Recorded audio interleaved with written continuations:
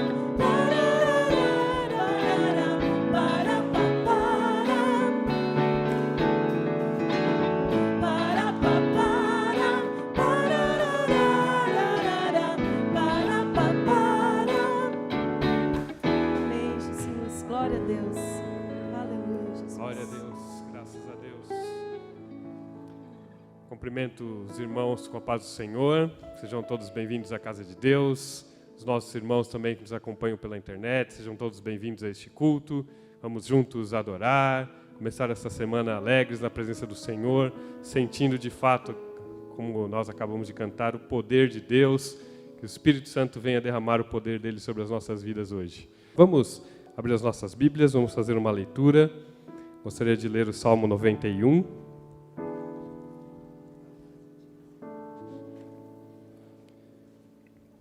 Hoje o pastor Rivaldo vai nos trazer a palavra, tem por título Pela Fé, Toque em Jesus. Vamos ouvir essa palavra hoje e vamos nos preparar fazendo essa leitura e em seguida uma oração.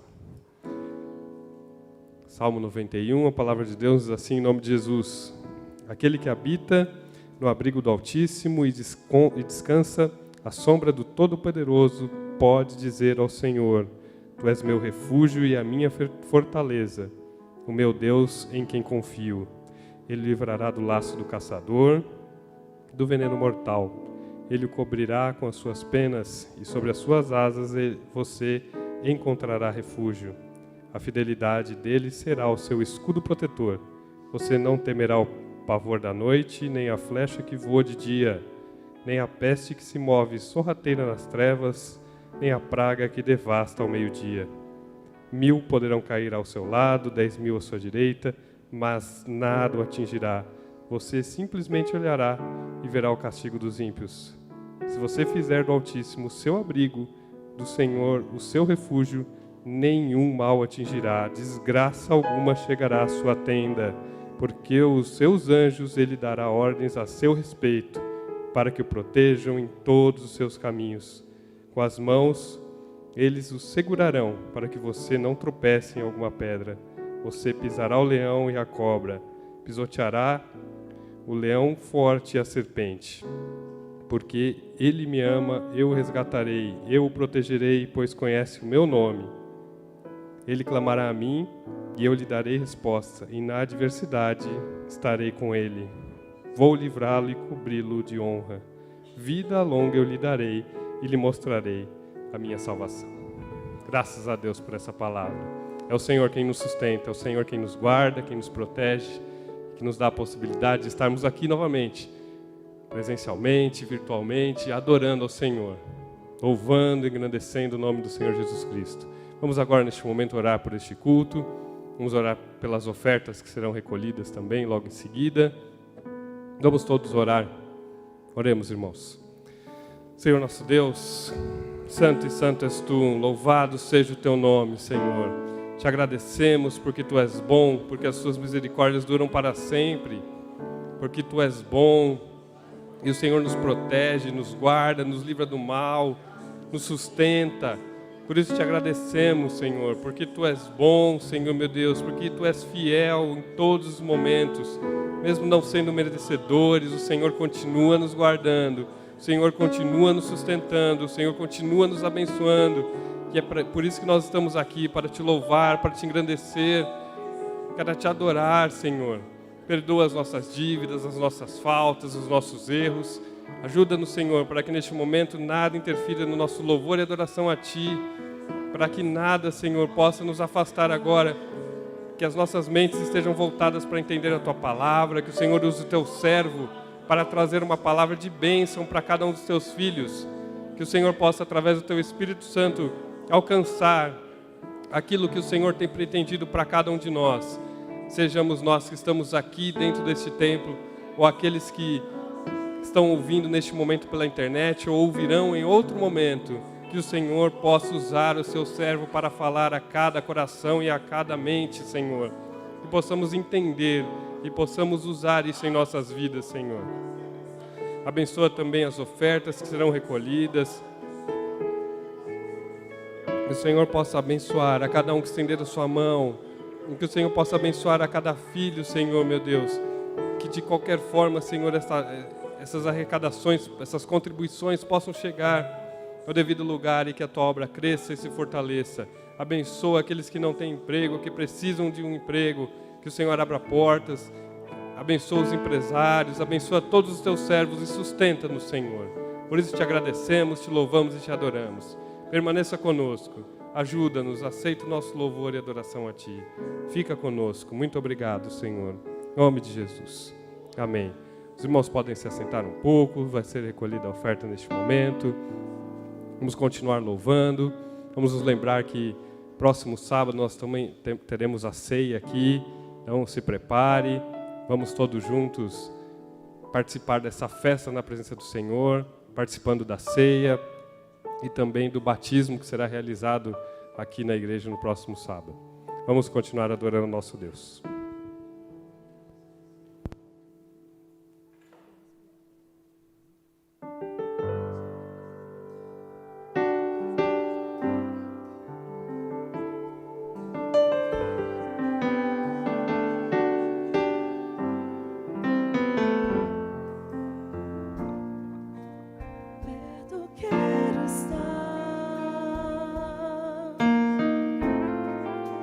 Junto aos teus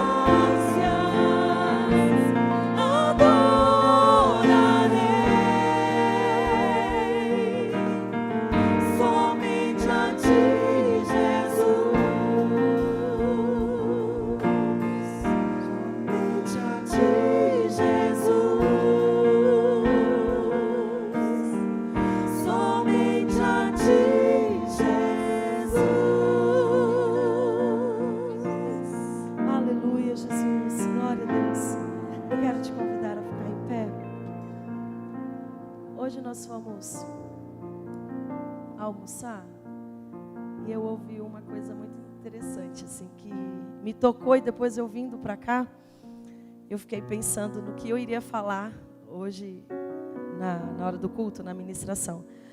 E eu confesso que toda vez que eu vou falar alguma coisa, eu fico muito nervosa. Porque falar sobre Cristo, falar de algo, falar sobre você, às vezes, contar como foi a sua semana, às vezes, ou alguma coisa que aconteceu, é um pouco difícil. Mas a gente estava na casa do tio Cláudio e o Alessandro falou que eles foram entregar uma marmita na semana passada. E eles se bateram com um jovem que estava ali. Eles ofereceram a marmita para ele e ele aceitou. E a Roseli olhou para ele e falou assim: garoto, ela tem aquele jeitão dela, né? Garoto, como é o seu nome? E aí ele falou o nome dele para ela. E quando ele falou o nome dele, ele começou a chorar. E ela, sem entender, perguntou para ele por que ele estava chorando. E ele falou: porque nunca ninguém perguntou o meu nome. Então aquilo para ele foi assim espetacular. Foi assim algo surreal na vida dele.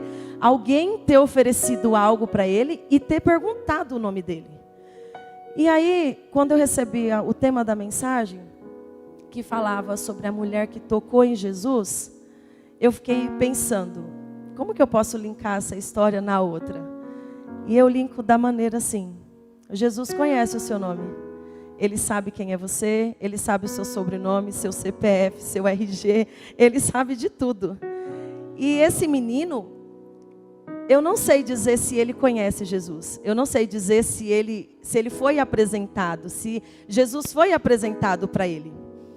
Mas o que eu levo de lição para a minha vida? É que, independente daquilo que eu estou passando, independente das circunstâncias, independente dos meus problemas, independente de milhares de pessoas estarem hoje à noite, quando chega no seu quarto, fecha a porta do seu quarto e fala com Deus, eu tenho certeza que Deus olha para a gente e fala assim: oi Charlene, eu estou te ouvindo. Oi Douglas, eu estou te ouvindo. Oi Paty, eu estou te ouvindo. Ele olha para cada um de nós e fala: oi, eu estou te ouvindo. Então, que nessa noite você possa olhar para Jesus e tocar nas vestes dele. Assim como aquela mulher tocou e ela foi curada, que você possa chegar hoje na sua casa, ou aqui mesmo, eu não sei qual é o seu problema, o que você está passando, mas que você possa olhar para Jesus e falar assim, uma mensagem que eu ouvi, e falar: oi Deus, sou eu de novo. E fala para Ele o que está passando na sua vida, que Ele vai olhar para você e vai falar: oi fulano, eu estou aqui te ouvindo. E que você toque nas vestes de Jesus nessa noite e clame por Ele, porque só Ele pode resolver os nossos problemas e as nossas dificuldades.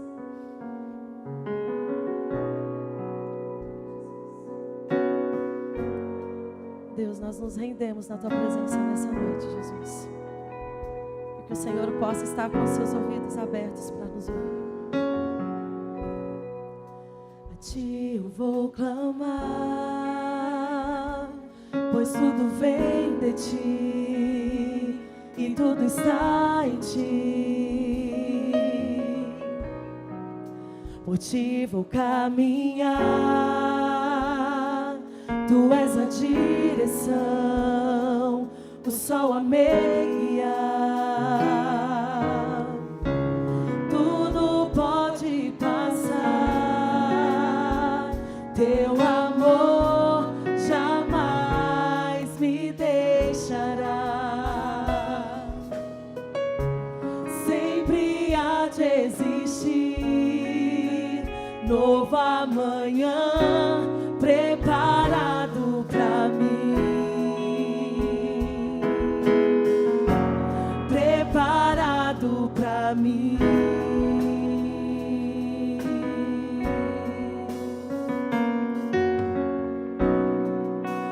Ti eu vou clamar, pois tudo vem de Ti e tudo está em Ti. por ti vou caminhar. Tu és a direção, o sol a me guiar. Tudo pode passar, teu amor jamais me deixará. Sempre há de existir novo amanhã preparado pra mim. Preparado pra mim. Preparado pra mim.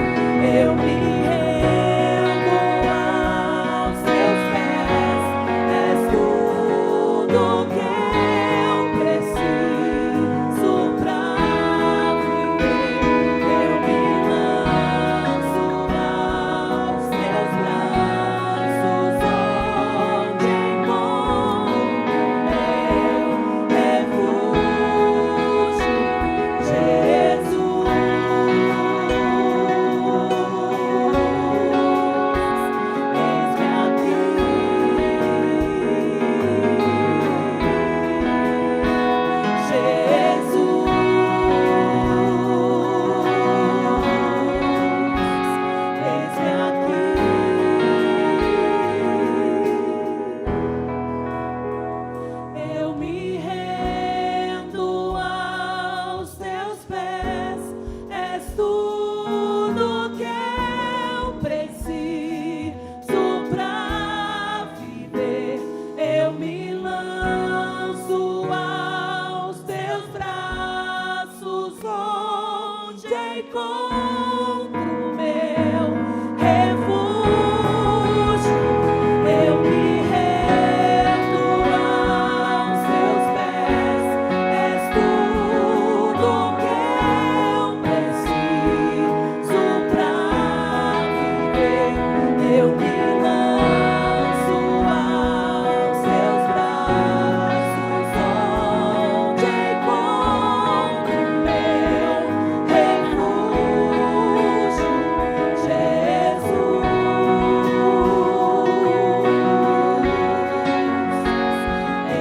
aqui,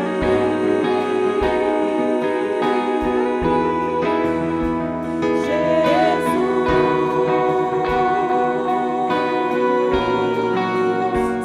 Eis-me aqui.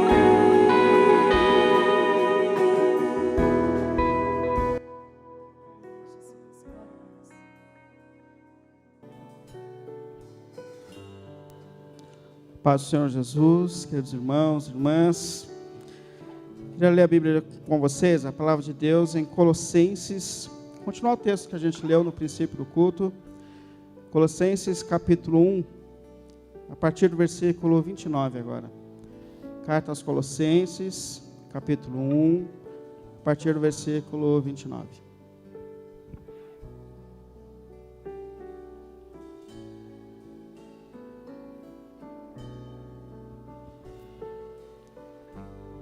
Encontraram? Para isso eu me esforço, lutando conforme a sua força, que atua poderosamente em mim. Quero que vocês saibam quanto estou lutando por vocês, pelos que estão em Laodiceia e por todos os que ainda não me conhecem pessoalmente. Esforço-me para que eles sejam fortalecidos em seus corações, estejam unidos em amor e alcance toda a riqueza do pleno entendimento, a fim de conhecerem plenamente o mistério de Deus, a saber, Cristo. Nele estão escondidos todos os tesouros da sabedoria e do conhecimento. E eu lhes digo que isso para que ninguém os engane com argumentos aparentemente convincentes. Porque, embora esteja fisicamente ausente, estou presente com vocês em espírito. E alegro-me em ver como estão vivendo em ordem e como está firme a fé que vocês têm em Cristo. Portanto, assim como vocês receberam a Cristo Jesus, o Senhor, continuem a viver nele, enraizados e edificados nele, firmados na fé, como foram ensinados, transbordando de gratidão. Amém? Vamos orar diante da palavra de Deus? Ô Senhor, obrigado por mais um privilégio que o Senhor nos dá de estarmos aqui na sua casa, reunidos como seu povo, cantando louvores ao teu nome, Senhor, e rendendo a nossa gratidão por tudo que o Senhor tem feito por nós. Nesse momento nós paramos diante da sua palavra, Senhor, e te pedimos pelo nome do Senhor Jesus, que o Senhor nos fale, que o Senhor nos oriente, nos ensine, nos ajude a viver uma vida centrada de fato em Cristo, rendido, Senhor, à tua vontade e aos teus propósitos, Pai. O meu coração, a vida de cada irmão, de cada irmã que está aqui, que nos vê, nós colocamos diante de ti, Senhor, e pedimos que pela tua graça, pelo nome santo de Jesus, o Senhor fale aos nossos corações, fortaleça a nossa caminhada dentro dos seus propósitos eternos, pelo nome do Senhor. Amém e amém. Pode sentar, por favor. Feliz em estar aqui com vocês. Quem não me conhece, eu sou o Willy. Hoje eu sirvo como pastor lá na IAP da Vila. É uma unificação de Vila em Ocuné com a Vila Formosa. Então a gente tem servido a Deus usando o templo que era de Vila em Ocuné, ali naquela região, a maioria dos irmãos conhece. Alegria em estar aqui com vocês, satisfação poder cantar com vocês, compartilhar a palavra de Deus com vocês. Bom, pensei em falar sobre a centralidade de Cristo nas nossas vidas, nos nossos ministérios, na nossa caminhada. Hoje é dia de celebrar a Reforma Protestante. Se eu não me engano, são 505 anos, estou certo, Alan? Então, acho que é, o Alan acho que é, então a gente está os dois quase certos disso. Mas são 505 anos que a gente agradece a Deus por essa intervenção dele na história da igreja, do seu povo. E um dos pontos essenciais da Reforma Protestante foi a centralidade de Cristo. Foi dizer que só Cristo basta, só Cristo salva, só Cristo sustenta a igreja, só Cristo é o nosso mediador e Senhor. Então eu pensei, como a gente pode desenvolver uma vida, uma jornada centrada em Cristo e na vontade de Cristo. Por isso eu separei esse texto que está na carta aos Colossenses. Para quem não lembra, Colosso era uma igreja que estava na região da Ásia. Muitas igrejas surgiram nesse contexto da igreja primitiva. E por meio da pregação de um homem chamado Epáfras, discípulo de Jesus, discípulo do apóstolo Paulo, que morava nessa região de Colosso, o evangelho então chega nessa região e ali se forma uma igreja. O problema é que, como sempre, algumas questões começam a surgir nessa igreja local. A grande parte das vezes, as cartas são escritas porque existem problemas acontecendo nessas igrejas locais. Então, o Epáfras, que é o pastor, quem cuida dessa igreja local, vem até o apóstolo Paulo, pede ajuda para poder resolver os problemas que estão surgindo nessa comunidade.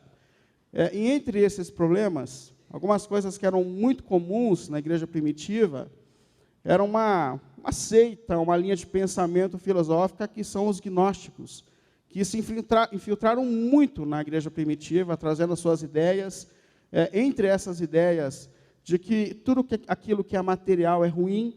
Então, com isso, eles ensinavam os irmãos a sempre hostilizar aquilo que é físico, como o corpo, para se dedicarem mais às coisas espirituais, às coisas intelectuais. E esse pensamento começa, então, a se difundir dentro da igreja.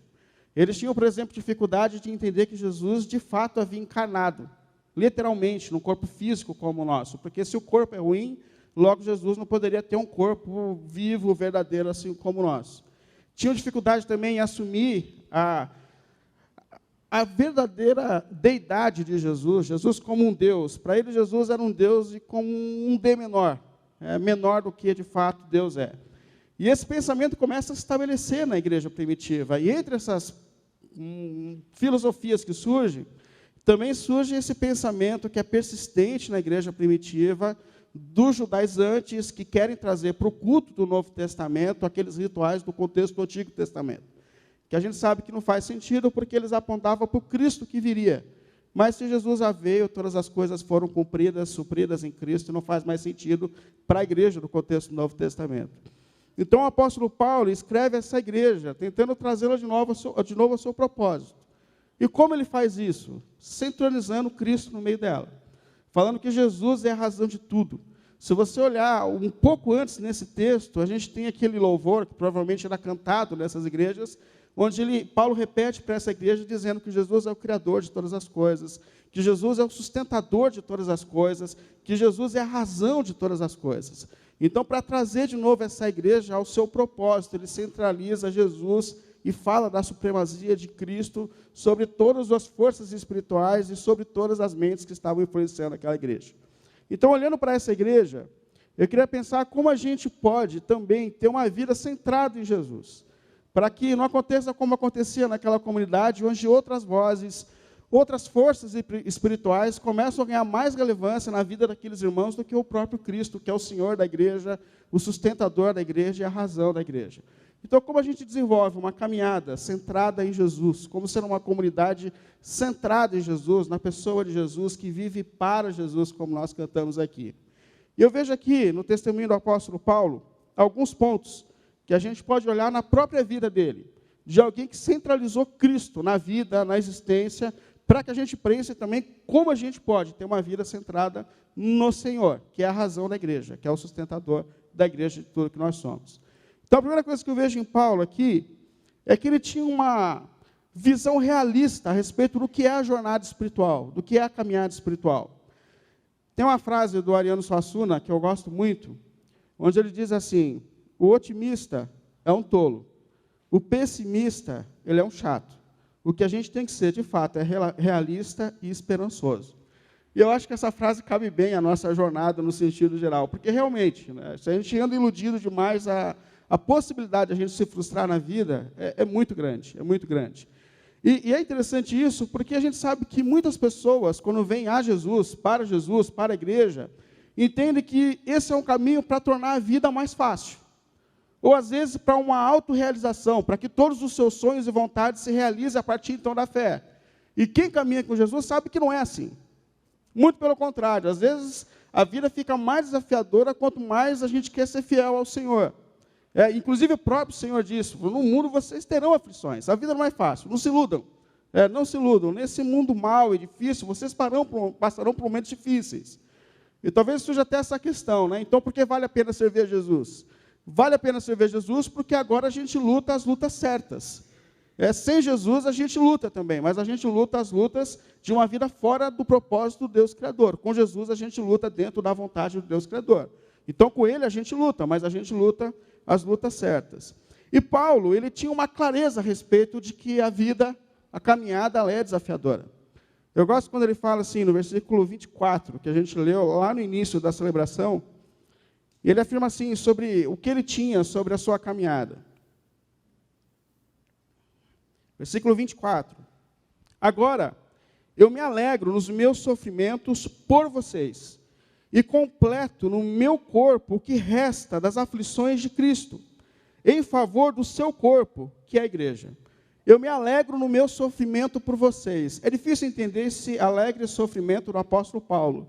Mas por que Paulo pensa assim? Porque ele sabe da realidade da vida, dos desafios do que vem sobre o ministério.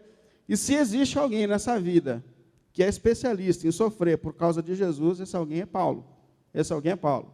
Suas prisões, seus naufrágios, as pessoas que abandonaram Paulo na sua jornada, as palavras que machucaram muito Paulo e palavras que vieram da própria igreja, de que ele não era um bom pregador, de que ele era um falso apóstolo, de que ele era fraco na sua pregação. E sem dizer essas lutas que ele tinha, Paulo tinha um espinho na carne que a gente não sabe o que é, se era um demônio que atormentava Paulo, se era um irmão endemoniado que atormentava a vida do apóstolo Paulo, mas ele tinha uma luta que a gente não sabe o que é. E dizem que a gente não tem que saber realmente o que era o espinho de Paulo, porque cada um tem o seu espinho, cada um tem a sua luta. Então, se tem alguém que sabe o que é sofrer por causa de Jesus e por causa do evangelho de Jesus, esse alguém é Paulo. Porém, a gente percebe alguém completamente sóbrio em relação a esses desafios da vida. Ele sabe que o evangelho não é para ele um caminho de autorrealização, mas um caminho de realização da vontade do Senhor na vida dele. E por isso ele fala, eu estou feliz. Por quê? Porque eu sofro. Mas agora eu sofro as lutas certas, eu sofro pela causa certa, eu sofro da maneira certa. E isso é muito importante para ele. Ele não só descreve o seu sofrimento, mas continua assim no versículo 24, dizendo, e completo no meu corpo o que resta das aflições de Cristo. Essa expressão de Paulo é muito importante, porque ele fala, eu completo em mim aquilo que resta ainda das aflições de Cristo. Porque os maiores sofrimentos dessa vida, que nós merecíamos, Jesus já sofreu por nós.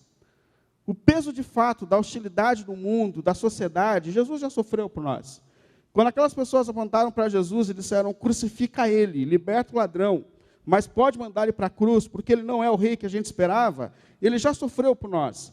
Os maiores sofrimentos, até pela culpa do pecado que a gente tem, Jesus já sofreu por nós. Quando o pai dispensa sobre o seu filho toda a sua ira. Mas ele fala, tudo isso já foi suficiente para nos salvar. Mas resta para mim uma luta. Resta para mim um sofrimento. Então, eu sofro no meu corpo, ele diz, ainda aquilo que me resta. Numa luta, talvez, contra a sua própria natureza, que foi corrompida pelo pecado, onde ele precisa ser transformado à imagem de Jesus. Eu sofro para me tornar parecido com o Senhor. Eu sofro para pregar o Evangelho do Senhor. Eu sofro para manifestar o Senhor. Então, acho que um dos pontos mais intensos e importantes do ministério de Paulo, quando a gente fala de uma vida centrada em Cristo, é ter uma visão realista a respeito do que é a nossa vida espiritual.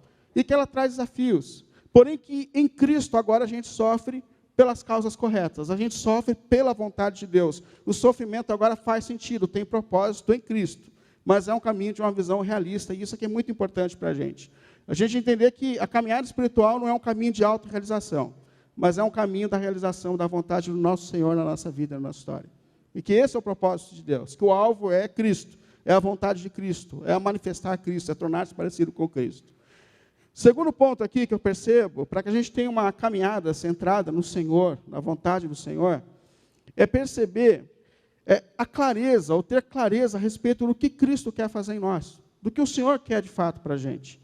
Eu gosto também dessa clareza que o apóstolo Paulo tem a respeito, a princípio, do que é o alvo maior da vida cristã, que é Cristo. No versículo 28, ele diz assim, nós o proclamamos advertindo e ensinando a cada um com toda a sabedoria, a fim de apresentar todo homem perfeito em Cristo. Ou seja, a luta do meu ministério, a luta da minha vida, o alvo da minha vida e da sua vida, é que nós sejamos aperfeiçoados em Cristo. Deus tem um propósito para a minha vida e para a sua. E talvez não seja o mesmo que o seu. Mas o propósito que Deus tem para a minha vida e para a sua vida é te tornar mais parecido com Jesus. Esse é o alvo da nossa existência. Ele é o sentido, que o Cristo que um dia foi gerado tome conta de toda a nossa existência. Porém, ele aponta aqui também para um propósito ministerial. Ou seja, como Deus quer te usar nesse reino? O que Deus quer fazer através da sua vida? Qual é o propósito do Senhor para a sua caminhada? Uma das coisas muito interessantes na igreja é a gente perceber que Deus usa a igreja na vida da própria igreja. A igreja edifica a igreja. Isso é, existem dons, ou algum dom que Deus me deu, que serve para edificar a sua vida. Mas existem dons que Deus te deu que servem para edificar a minha vida. Então, qual é a maneira que Deus quer usar você para que essa edificação mútua que acontece no corpo se realize através de nós? Eu falo sempre que a gente tem que tomar muito cuidado para não esperar do outro aquilo que não é o dom dele. Porque a gente faz isso, né? Esperar do outro aquilo que não é a habilidade dele, não é o dom que Deus deu para ele. Inclusive, eu vou contar uma coisa muito importante para vocês. Pastores não nasceram com todos os dons espirituais, não é isso? Então, a gente às vezes espera alguma coisa de um líder que ele não é o dom dele. Mas, ao mesmo tempo, ao invés de a gente ter essa preocupação tão grande e encontrar o que falta no outro, a gente tem que se colocar diante de Deus, perguntando se a gente tem sido usado naquilo que Ele deu para a gente como um dom para a edificação da igreja, para usar a nossa vida nesse crescimento da igreja. E Paulo tinha clareza a respeito de como Deus queria usar a vida dele, de qual era o propósito para a vida dele. Ele fala no versículo 25, da igreja eu me tornei um ministro, de acordo com a responsabilidade por Deus a mim atribuída, de apresentar-lhes plenamente a palavra de Deus. Tem algumas coisas aqui de Paulo. Primeiro, eu me tornei um ministro, um servo, que na palavra original era um diácono. E esse é o papel que Deus dá a todos nós na igreja. Nós somos chamados todos para servir. Alguns servem como pastores, alguns servem como diáconos, alguns servem na música. Mas a verdade é que Deus usa algum dom, alguma coisa que Ele deu para a gente com o propósito de edificar a vida do outro. E ele fala uma coisa importante, que ele fala na missão que me foi, ou na responsabilidade que foi dada por Deus a mim, ou que por Deus a mim foi atribuída. Paulo tinha uma clareza de que aquilo que ele fazia no reino foi entregue por Deus. Era fruto da vontade de Deus, de Deus. E isso aqui também é importante, porque quando Deus quer usar a gente em alguma área, em algum pedaço, Ele vai dar um jeito, Ele vai usar sempre a gente naquilo que Ele quer usar. Eu falo isso porque eu já me deparei, eu não conheço muito bem vocês, mas já me deparei às vezes com gente arrumando briga porque quer atuar numa determinada área, por causa de ordenação, por causa... Se Deus pretende usar alguém naquela parte do corpo, Ele vai te colocar ali, e isso é muito importante. Isso é muito importante. Eu lembro quando o presbitério da igreja veio para mim e falou assim, olha, a gente vai te ordenar ao presbiterato. Aí eu olhei e falei, espera um pouco, deixa eu me preparar um pouco mais, deixa eu pensar um pouco mais. Falou, mas você vê a data, você vê a data. Eu falei, tá bom, eu vejo a data. Aí passou um tempo, mas aí eu falei, e aí, marcou a data? Eu falei, não deixa, porque eu vou ver a data. Eu vou esperar mais um pouco, que eu estou pensando a data certa para isso. Acho que veio a terceira vez, a quarta vez. Aí o pastor olhou para mim e falou assim, você vai ser o primeiro presbítero ordenado à força na história da Igreja da Promessa. A gente vai trancar a porta da igreja, 2 diáconos vão segurar você e eu vou colocar a mão na sua cabeça para te ordenar para o ministério. Então, assim, quando Deus decide... Aí eu falei, tudo bem, né? Eu me rendi e falei, não, vamos fazer. Mas quando Deus quer usar a gente de uma forma no seu corpo, Ele sempre vai colocar a gente lá. E Paulo não só fala que tem certeza que Deus colocou ele para fazer, como tem clareza daquilo que Deus colocou ele para fazer, porque ele fala assim, de apresentar-lhes, eu fui chamado pelo Senhor, para apresentar-lhes plenamente a palavra de Deus. Ou seja, eu sei que eu fui levantado por Deus com a missão de pregar o Evangelho para vocês. Aí cabe a nós essa questão. Você tem clareza da maneira que Deus quer te usar no corpo dele? Dos dons que Deus te deu?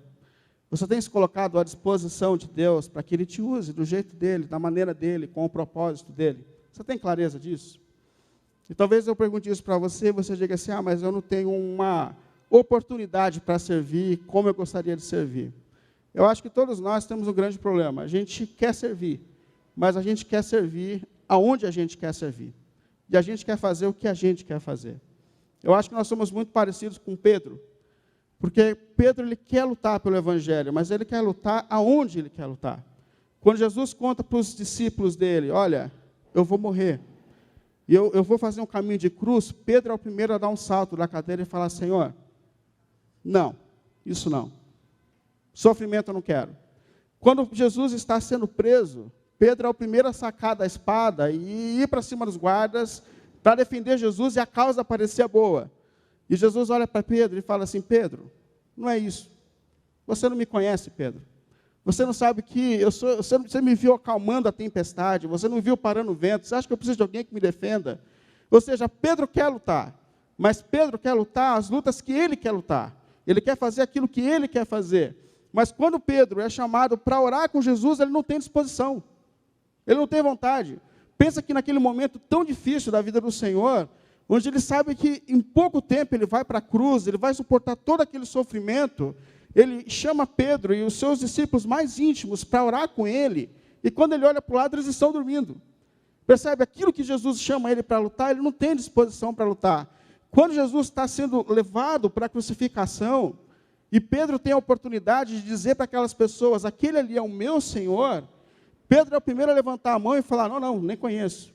Ou seja, há uma disposição de Pedro, mas há uma disposição para lutar as lutas que ele quer lutar, para fazer aquilo que ele quer fazer. E talvez esse seja um problema que atinja todos nós.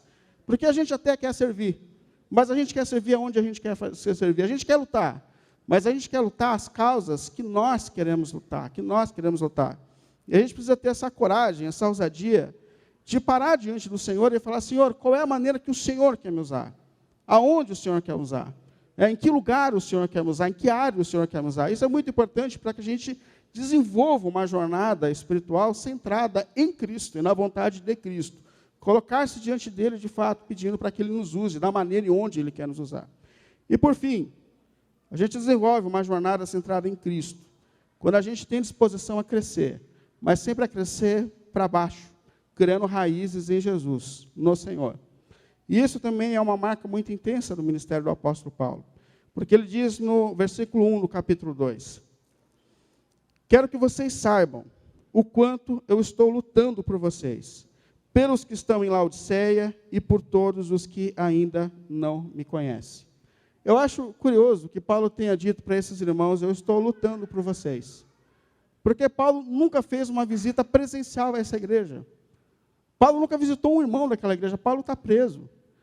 Paulo nunca fez uma pregação presencial para aquela comunidade. E mesmo assim, ele é capaz de dizer, eu estou lutando por vocês. É óbvio que a luta que Paulo se refere aqui é uma luta espiritual.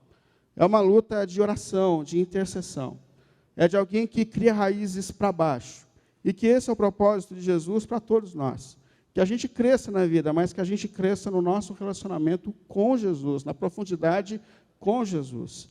Paulo diz isso no versículo 2.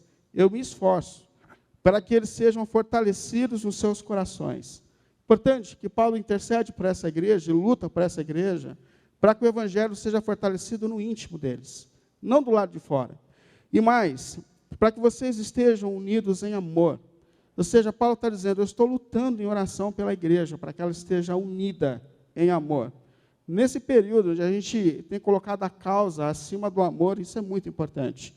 E mais, para que vocês alcancem toda a riqueza do pleno conhecimento e conheçam plenamente o mistério de Deus, a saber, Cristo Jesus. Eu luto intensamente para que vocês estejam a cada dia mais conhecendo o Senhor, a palavra do Senhor, e firmados no seu relacionamento com o Senhor. E aqui é um chamado também que se estende a todos nós, irmãos, para que a gente lute intensamente, para que as nossas raízes estejam firmadas em Cristo. Como aquela parábola que um dia Jesus contou de 2 casas, que foram construídas, e que quando a gente olhava por fora, as 2 eram idênticas. Mas aí chegou a tempestade, chegou o momento difícil, circunstâncias que a gente tem enfrentado na vida. E uma casa ficou em pé e a outra caiu. E a grande diferença é que um construtor investiu aonde ninguém vê.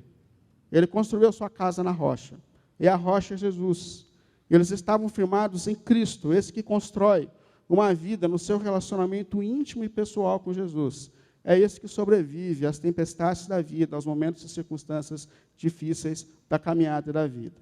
Portanto, eu queria concluir justamente te chamando a olhar para essa caminhada centrada em Cristo. Primeiro, a gente precisa ter uma visão realista a respeito do que é a nossa jornada espiritual. E o propósito de Deus não é realizar os nossos sonhos, não é fazer a nossa vontade, mas é que o Filho dele, que um dia foi gerado em nós, governe a cada dia mais a nossa vida e a nossa existência. Esse é o propósito de Deus para cada um de nós. Segundo, que a gente tenha coragem de se colocar nas mãos do Senhor e perguntar qual é a maneira, de fato, que Ele quer usar as nossas vidas. Gente, não lutar as lutas que a gente quer lutar, mas as lutas que o Senhor está nos chamando a lutar. A gente não pode fazer como Pedro, fugir daquilo que Deus tem nos colocado para lutar aquilo que a gente quer lutar. Eu fico pensando quando Pedro olhou para Jesus, quando Jesus olha para Pedro com aquela força toda de sacar a sua espada, e Jesus olha para ele e fala, Pedro, você não entendeu nada. Você não sabe quem eu sou, Pedro. Você não entendeu que quem dá a vida para esses guardas que estão me prendendo sou eu mesmo, por mais absurdo que seja, porque eu sou o sustentador da vida. Pedro, você me viu parar o vento, me viu acalmar a tempestade. Você acha que, de fato, eu preciso que você me defenda dessa forma? O problema é que a gente quer lutar aquilo que a gente quer lutar, às vezes sem entender que, de fato, é Jesus. E quando a gente precisa colocar os nossos joelhos no chão, como Pedro foi convocado por Jesus, a gente não tem força. E não existe luta que a gente começa do lado de fora que não comece antes de joelhos. Porque essa é a principal causa que Deus tem nos chamado para lutar. E que, por fim, que a gente tenha essa disposição de crescer para baixo, no nosso relacionamento com o Senhor, na nossa vida pessoal e íntima com Jesus, que as nossas raízes estejam nele, como o próprio apóstolo Paulo diz à igreja de Colosso, estejam fortalecidos nele, criem raízes nele. Por quê? Porque só ele vai te deixar em pé. Só ele vai te deixar em pé. Ontem vocês tiveram um dia maravilhoso aqui, mas se a gente não sair de um momento como aquele, mais perto de Jesus, para viver uma semana mais próxima de Jesus, um evento não te sustenta, só Jesus te sustenta, só Jesus te coloca em pé. As adversidades, desafios da vida, é só nele que a gente tem força para conseguir suportar. Então, o propósito de Deus é que a gente tenha essa ousadia de crescer para baixo, na nossa dependência do Senhor. Eu acho que o Pedro que Jesus queria encontrar é aquele Pedro que ele encontra depois da ressurreição, que se apresenta diante de Jesus rendido. E ele fala assim: Pedro, você me ama de fato? E Pedro, agora tímido, conhecendo a si mesmo, se coloca diante de Jesus dizendo assim: Senhor, eu te amo. Eu te amo, mas o Senhor sabe das minhas fraquezas. Senhor, eu te amo, mas se depender de mim, eu não vou conseguir. Eu te amo, mas se for depender das minhas forças, da minha capacidade, eu não vou conseguir enfrentar essa semana. Eu não vou conseguir continuar enfrentando os desafios do meu ministério, da minha vida, do meu trabalho, do meu casamento. Eu te amo, mas se depender da minha força, eu não sou capaz. E aí que a palavra de Deus fala que a graça de Deus se aperfeiçoa na nossa fraqueza, porque é aí que a gente encontra um coração aberto para que a graça nos coloque em pé, para que Jesus nos coloque em pé. Quando a gente percebe que não é de nós, é dele. Mas a gente reconhece isso quando a gente vive firmado na rocha, e a rocha é Jesus. Em oração a Ele, enraizados nele. Se a gente não sair essa semana para viver uma vida mais próxima de Jesus, nós não suportaremos as tempestades. Mas Jesus é capaz de deixar a gente em pé diante de todos os desafios, de todas as circunstâncias e diante de tudo que a gente tem vivido. Amém? Queria te convidar a ficar em pé para a gente orar a Deus. Se a oração é o caminho para que a gente se aproxime, queria te convidar a ficar em pé para a gente orar a Jesus. Ele que é a nossa rocha, nele que a gente constrói a nossa casa e a nossa vida. Vamos orar? Ô Pai, obrigado, Senhor, por tudo que o Senhor tem nos feito. Obrigado por toda a sua graça e misericórdia sobre a nossa vida. Obrigado, Senhor. Obrigado porque o Senhor é a nossa rocha, o nosso sustentador, Senhor. E nós nos colocamos aqui diante de Ti, Senhor, para que Cristo, de fato, seja a razão das nossas vidas e da nossa caminhada, Senhor. Oh, Deus querido, nos ajude, Senhor, a ter uma visão realista do que é a vida, do que é a jornada espiritual, Senhor.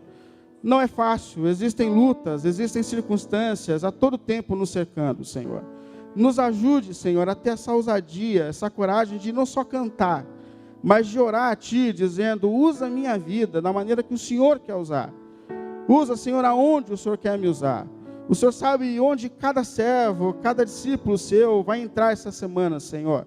Oh, Deus querido, usa a nossa vida, Senhor. Reveste-nos do poder, da natureza de Cristo, para que os seus propósitos se cumpram na nossa vida, Senhor. E nos ajude, Senhor, por sua graça e misericórdia, a crescer no nosso relacionamento com o Senhor. Nessa certeza de que só o Senhor é capaz de nos deixar em pé, só o Senhor é capaz de nos sustentar, Senhor. Assim como Pedro, Senhor, se depender da gente, a gente não vai conseguir. Mas o Senhor é poderoso, Senhor, para nos manter durante toda essa semana em pé, firmes no seu propósito, na sua vontade. Assim nós nos colocamos diante de Ti, pelo nome de Jesus. Amém.